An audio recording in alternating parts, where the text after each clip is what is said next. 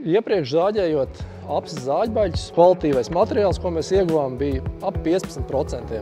Šobrīd to mums ir izdevies pieaudzēt par veselu 1%, kas ir ļoti būtisks pieaugums. Tas mums ļauj pārvērst šo 1% materiālu no kurināmā uz kvalitīvu evalētu saunas materiālu.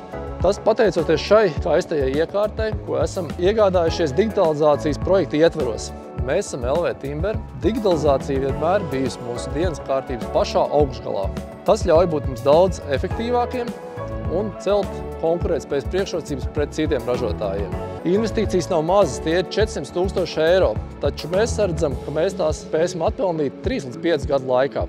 Mūsu ražošanas varbūt specifiskā īpatnība ir tā, ka mums ir diezgan sarežģīta izejmateriāla pieejamība, jo apses zāģbaļķi neaug pa labi pa kreisi kā priede, egle, bērs. Un tāpēc mums ir ļoti svarīgi šo materiālu pārstrādāt efektīvi, lai nav tā, ka pērkam daudz baļķus, tik zāģējam ar ļoti sliktu iznākumu šo mūsu dārgo materiālu, bet tas mums ir ļoti svarīgi, lai mēs no tā katra baļķa spētu iegūt maksimāli daudz to labo materiālu.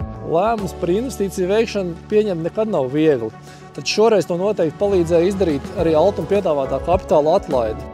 Digitāla risinājuma ieviešana bieži ļauj aizstāt manuālu darbu ar iekārtām, taču tas nevienmēr nozīmē darbinieku optimizāciju, bet gan šo darbinieku novirzīšanu uz citām pozīcijām.